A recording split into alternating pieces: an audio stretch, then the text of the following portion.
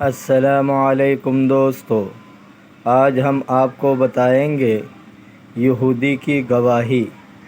ابراہیم خواص رحمۃ اللہ علیہ فرماتے ہیں، میں بغداد میں تھا، وہاں ایک جماعت فقراء رہتی تھی۔ ایک روز ایک جوان ہوشیار، عقلمند، خوبصورت، خوش اخلاق آیا۔ میں نے اپنے دوستوں اور ساتھیوں سے کہا، یہ شخص یہودی معلوم ہوتا ہے۔ ان کو میری بات بری لگی۔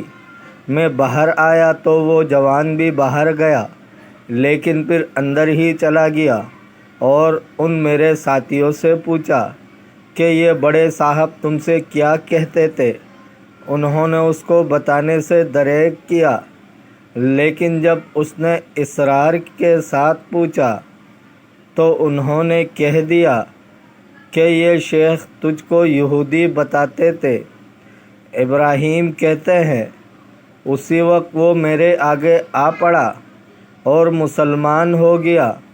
کسی نے اس سے واقعہ دریافت کیا تو اس نے یہ بیان کیا کہ ہماری کتابوں میں لکھا ہوا ہے، صدیق آدمی کا سمجھنا غلط نہیں ہوتا۔ میں نے اپنے دل میں سوچا کہ مسلمانوں کا امتحان لینا چاہیے۔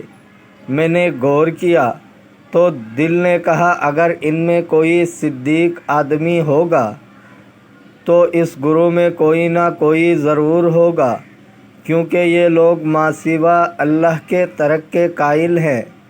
چنانچہ جس وقت ان شیخ کی نگاہ مجھ پر پڑی تو انہوں نے مجھے فوراً تھاڑ لیا۔ اس لیے مجھے یقین ہو گیا کہ بے شک یہ صاحب صدیق مرتبے میں ہیں۔ پھر وہ جوان صوفیہ کبار میں سے ہو گیا۔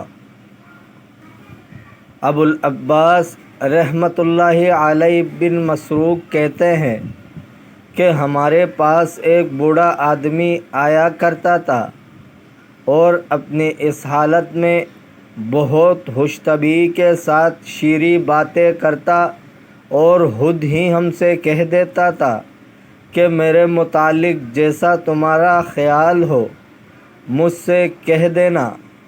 ایک روز مجھے خیال پیدا ہوا کہ یہ شخص یہودی ہے اور غالب گمان میرا یہی ہو گیا۔ میں نے اپنے دوست جریری سے ذکر کیا تو انہوں نے اس پر تعجب کی راہ سے اللہ اکبر کہا، لیکن میں نے یہ کہا کہ میں تو اس سے یہ ضرور ظاہر کر دوں گا۔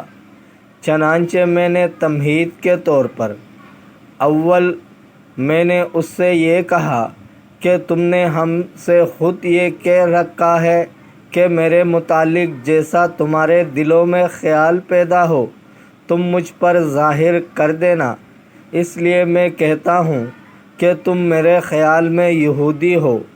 یہ سن کر اس نے تھوڑی دیر سر جھکائے رکھا، پھر سر اٹھا کر کہا، بے شک تم سچے ہو، لیکن میں اس وقت کلمہ پڑھتا ہوں، اشہد ان لا الہ الا اللہ و اشہد ان محمد رسول اللہ، اور کہنے لگے، میں تمام مذہبوں کی چھان بین کر چکا ہوں اور خود بھی میں یہ کہتا تھا کہ اگر کسی قوم میں کچھ سچاپن ہوگا تو وہ بس انہی مسلمان لوگوں میں ہوگا، اور تمہارے پاس میں تمہارا امتحان ہی کرنے کو آتا تھا، اور بے شک اب میں دیکھ چکا کہ تم لوگ حق پر ہو۔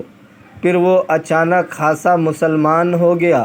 دوستو، اگر آپ کو ویڈیو اچھی لگی ہے تو لائک کرے، شیئر کرے، چینل کو سبسکرائب کرے۔